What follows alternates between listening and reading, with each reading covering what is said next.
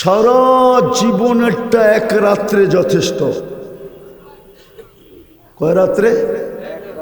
হ্যাঁ, আমি দেখাইতেছি লাইলাতুল কাদার এক রাত্র, শুধু 12 ঘন্টার হোক আর 13 ঘন্টার হোক আর 14 ঘন্টার হোক, এক রাত্রে 83 বৎসরের প্রস্তুতি নেওয়া যায়।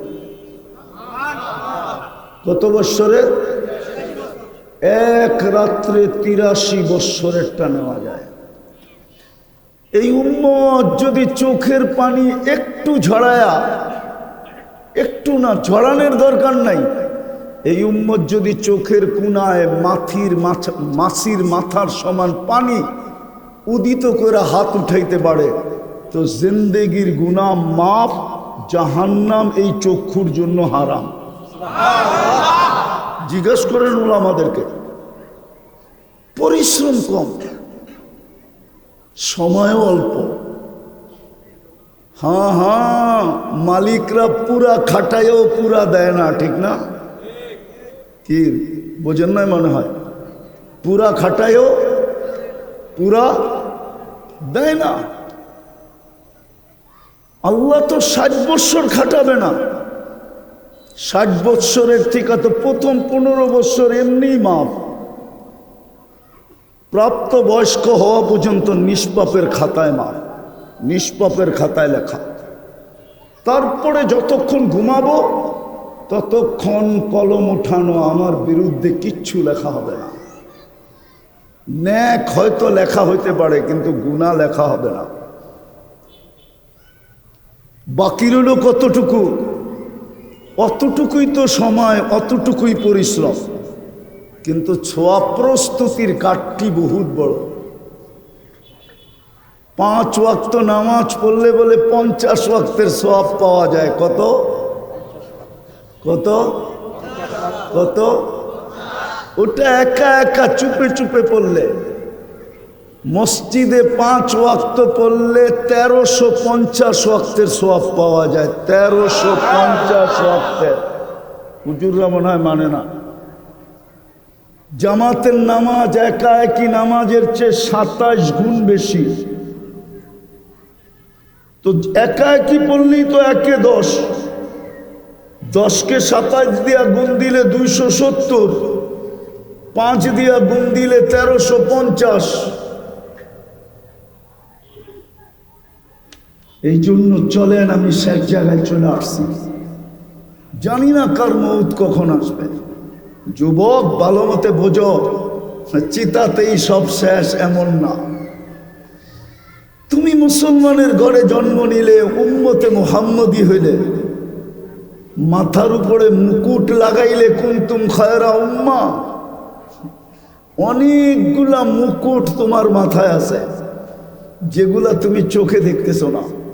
কোরআন কাটলে দেখা যাবে তোমার মাথায় কয়টা মুকুট। কোরআন হাদিস ঘাটলে দেখা যাবে কয়টা মুকুট তোমার মাথায়। তুমি উম্মতে মুহাম্মদী, 24 ঘন্টা ভোগ করবে আল্লাহটা। হ্যাঁ, তুমি বলবে আমার কাছে সময় নাই, আই এম ভেরি বিজি। এই জন্যই তো মৃত্যুর সাথে সাথে, মৃত্যুর লগ্নে আইসা ফেরেশতা জিজ্ঞাসা করবে আইনাল ইশতিগাল, বল তোর ব্যস্ততা কোথায়? চলে আসছি আমরা, নিয়ে নিব এখন তোকে উঠায়া, বল ব্যস্ততা কোথায়? তুই না বলতি বড় ব্যস্ত, আই এম ভেরি বিজি। 24 ঘন্টা নাকি ব্যস্ততায় কাটে। চলে আসছি আমরা। ফেরেশতার দল আইসা বলবে চলে আসছি আমরা, আইনাল ইশতিগাল, বল তোর ব্যস্ততা কোথায়?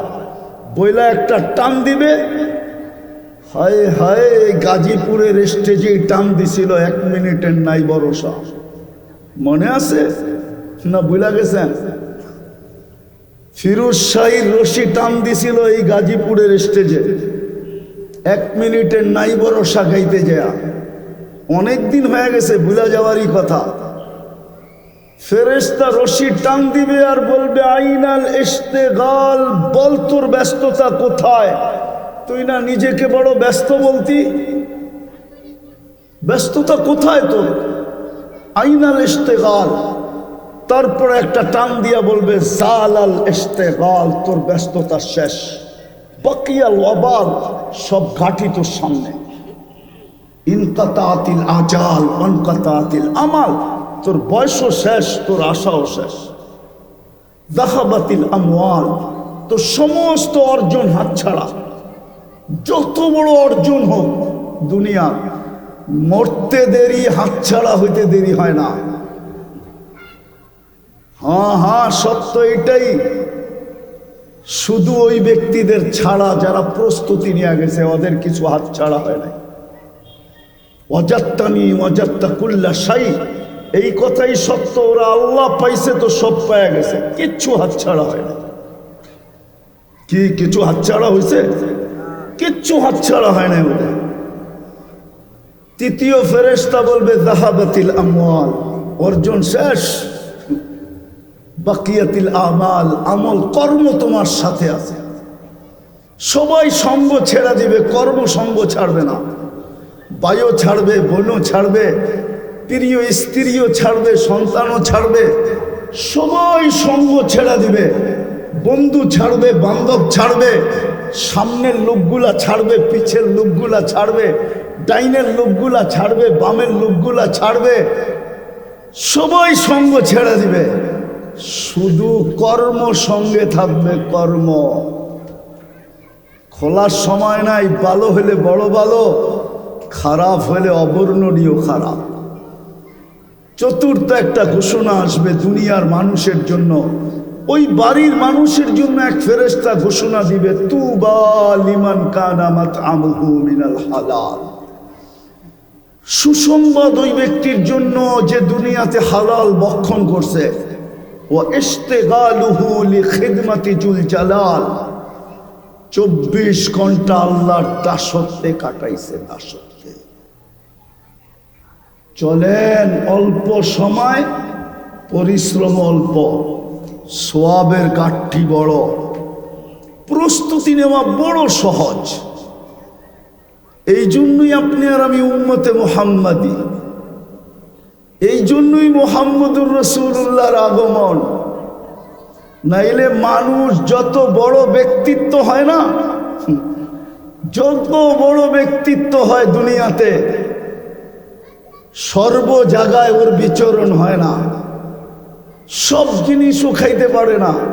আমাদের পেপার উঠাইলে পাওয়া যাবে, একটা ডিম টেস্ট করতে করতে করতে করতে যার জন্য ডিমটা ভাজা হইল, সে এক টুকরা ভাগে পায়, বাকি সব টেস্টে চলে যায়। মনে হয় ওনারা বোঝে নাই। আপনারা তো বোঝার কথা, ঠিক না? সমাজের কর্ণধর হিসাবে এই কথাটা তো আপনাদের বোঝার কথা, ঠিক না? না, মনে হয় বোঝেন নাই। কি বুঝছেন বলেন? রাষ্ট্রপতির জন্য ডিম বাজলে চেক করতে করতে করতে করতে ওনার ভাগে এক টুকরা পড়ে, মাঝে মাঝে পড়েও না, সরায়া দেয়, এটা আপনার যোগ্য না। আরে বুঝাইতে পারলাম? হ্যাঁ, আপনি মুহাম্মদুর রাসূলুল্লাহ ব্যক্তিত্ব যত বড় হয়, ওনার বিচরণও তত কমতে থাকে। মুহাম্মদুর রাসূলুল্লাহর মতো ব্যক্তি দুনিয়ায় আসবে কেন? আর আপনার আমার মতো মানুষকে উম্মত বানাবে কেন? আপনি তো মুহাম্মদুর রাসূলুল্লাহ চিনেনই না। যদি চিনতেন, একটা উদাহরণ দেই, যেইখানে নূরের জগৎ, নূর আর নূর, আর নূরীদের সর্দার যিনি নূর দ্বারা তৈরি, আবার নূরীদের সর্দার জিবরিল নূর দ্বারা তৈরি, ফেরেশতাদের সর্দার। কিন্তু মেরাজের রাত্রে এক জায়গায় যে থেমে গেছে, আগে চলেন, অনুমতি নাই। দ্বিতীয় জবাব দিছে, আমার শরীরে শক্তিও নাই যে আগে যাব। কে যাবে? শুধু আপনি একা যাবেন। সমস্ত জগৎ অতিক্রম করে যিনি আরশের নিচে গেছেন, আল্লাহ বলছে এইখানেই পরিসমাপ্তি না, উপরে আসেন। যিনি আরশের উপরে গেছেন বলছে এইখানেই শেষ না, কাবা কাউসাইন, কাবা কাউসাইন, কাবা কাউসাইন, কাবা কাউসাইন, কাছে হইতে হইতে হইতে কাবা কাউসাইনি আও আদনা সুম্মা দানা ফাতাদাল্লা ফাআওহা ইলা আবদিহি মা আওহা। আল্লাহর কাছে হইলেন, দুইজনের কথোপকথন হইল, ওই ব্যক্তি জমিনে আসবে কেন?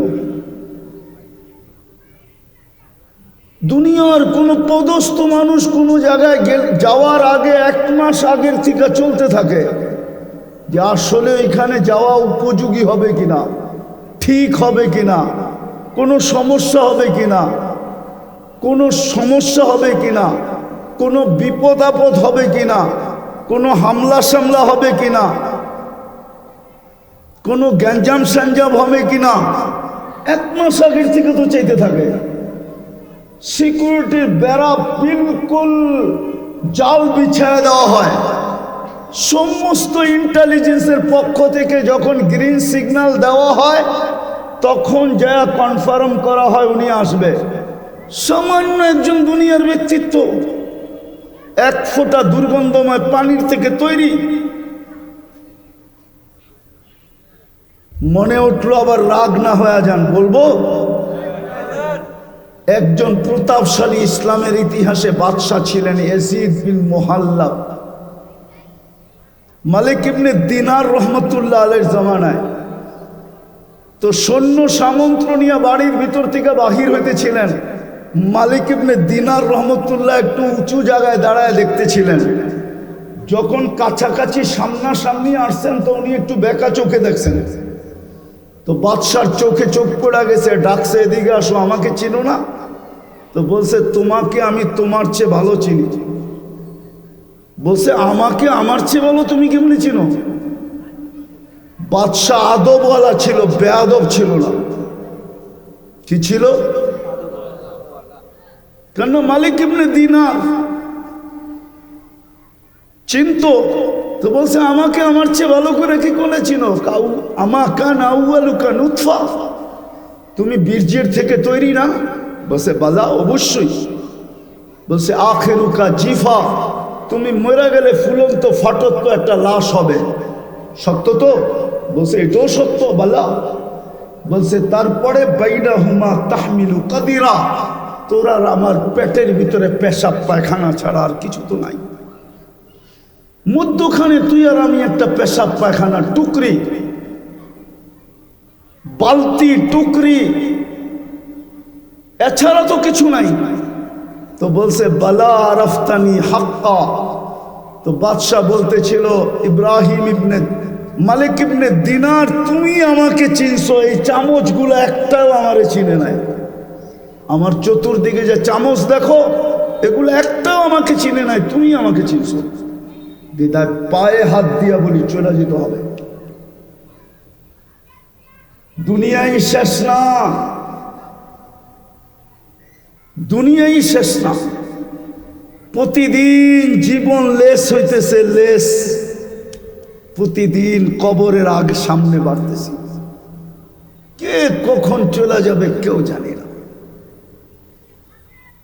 24 ঘন্টা সেবার বিনিময়ে প্রস্তুতি নিয়ে যেতে হবে। আজকে দেখতেছি সেবা বিনিময়, কালকে জিজ্ঞাসা করবে লাতুস আলুন আনিন নাঈম। শিক্ষিত সমাজে একটা প্রশ্ন করি, যদিও কোরআন বলছে ওয়াইন তাউদ্দু নি'মাতাল্লাহ, আমার একটা নেয়ামত গয়না শেষ করতে পারবি না, একটা। আপনি বলবেন একটা আবার গয়না শেষ করতে পারবো না মানি? দৃষ্টি শক্তি একটা নেয়ামত। কয়টা নেয়ামত? হ্যাঁ, এইখানে কেউ বলুক এই পর্যন্ত কতবার দেখছে, বইলা দেখ পারবেন বলতে? হুজুর কতবার দেখছেন? হ্যাঁ, কত জিনিস দেখছেন? বলো যুবক কতবার দেখছো?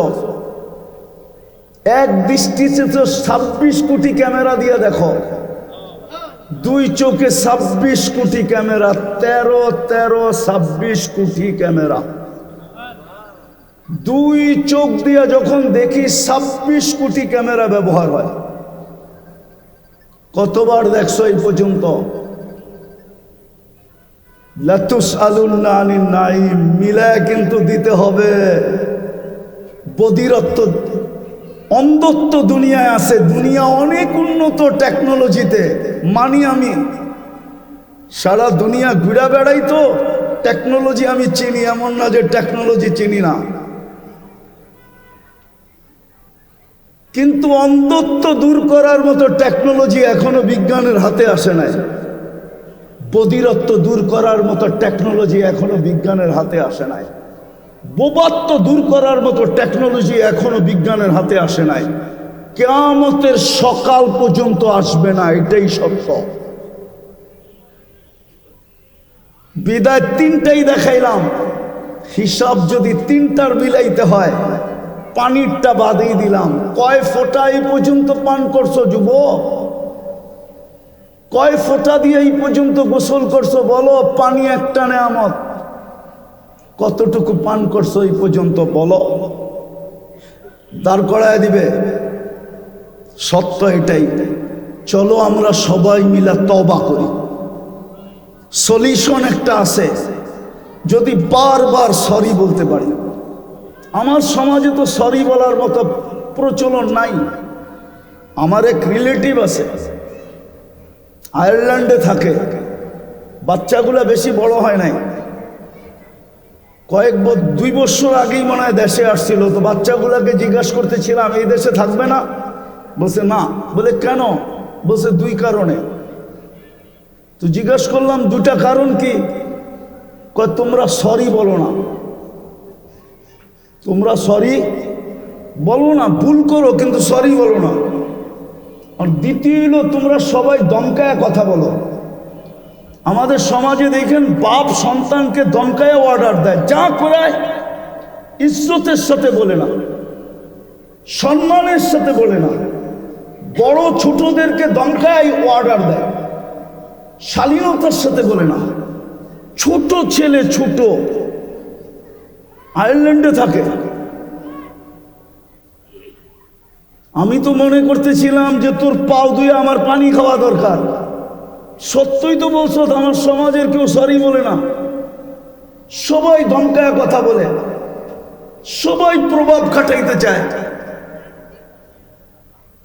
আসেন তওবা করি, ডেলি আল্লাহকে সরি বলি। সরি, সরির নামই ইস্তেগফার, সরির নামই তওবা। পারবেন? কে কে পারবেন দেখি? পাক্কা? তাইলে বলে দেন আল্লাহ অতীত থেকে তওবা করলাম।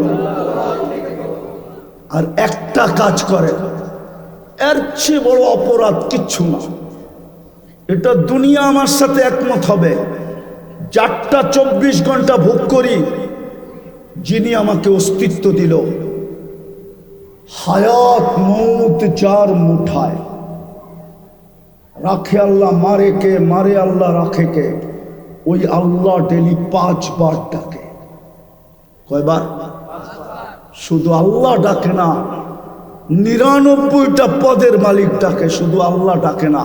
রহমান ডাকে, রহিম ডাকে, মালিক ডাকে, কুদ্দুস ডাকে, সালাম ডাকে, মুমিন ডাকে, মুহাইমিন ডাকে, আজিজ ডাকে, জব্বার ডাকে, মুতাকাব্বিরুল খালিকুল বারিউল মুসাব্বিরুল গফফারুল কাহ্হারুল ওয়াহ্হাবুর রাজ্জাকুল ফাত্তাহুল আলিমুল কাবিদুল বাসিতুল খাফিদুল রাফিউল মুইজ্জুল মুতিল্লুস সামিউল বাসিরুল হাকামুল আদলুল লতীফুল খবীরুল হালিমুল আযীমুল গফুরুল শাকুরুল আলিয়ুল কবীরুল হাফিজুল মুকিতুল হাসিবুল জলিলুল করিমুল রকিবুল মুজিবুল ওয়াসি আল হাকিমুল ওয়াদুদুল মজিদুল বাঈসুল শহীদুল হকুল ওয়াকিলুল কবিয়ুল মতিনুল ওয়ালিদুল হামিদুল মুসি আল মুবদি আল মুঈদ আল মুহয়ি আল মুমীত আল হাইয়্যু আল কাইয়্যুম আল ওয়াজিদ আল মাজিদ আল ওয়াহিদ আল আহাদ আল সামাদ আল কাদির আল মুক্তাদির আল মুকদ্দম আল মুআখ্খার আল আউয়াল ওয়াল আখির আল যাহির ওয়াল বাতিন আল ওয়ালি আল মুতাওয়ালি আল বাররু التواب المنتقم العفو الرؤوف مالك الملك ذا الجلال والإكرام المقسط والجامع والغني والمغني المانع الضار النافع النور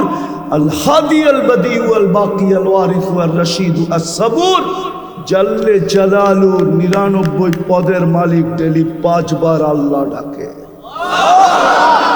5 বার ডাকে। আপনি বলেন ব্যস্ত, সাড়া দিতে পারি না। এর চেয়ে বড় অপরাধ কিচ্ছু নাই। দুনিয়া বলবে এর চেয়ে বড় অপরাধ কিচ্ছু নাই। এর চেয়ে বড় বেয়াদবি কিচ্ছু নাই, এর চেয়ে বড় নিমক হারামি কিচ্ছু নাই, অকৃতজ্ঞতা কিচ্ছু নাই, এর চেয়ে বড় কোনো অকৃতজ্ঞতা নাই। ভালো মতে বুঝি, 5 ওয়াক্ত কমসে কম এই ডিউটিটা পুরা করি। হ্যাঁ, কিতাবের এক জায়গায় লেখা আছে এটা শরীরের ভাড়া, দেহের ভাড়া।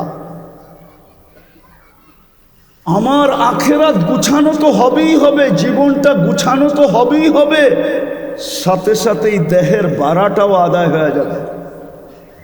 নাইলে কতদিন চালাবেন এটা ভাড়াহীন? আল্লাহ ডাকে আপনি আসেন না। পায়ে হাত দিয়া বলি, পড়বেন নামাজ? কে কে পড়বেন যে আজকের থেকে ছাড়বো না?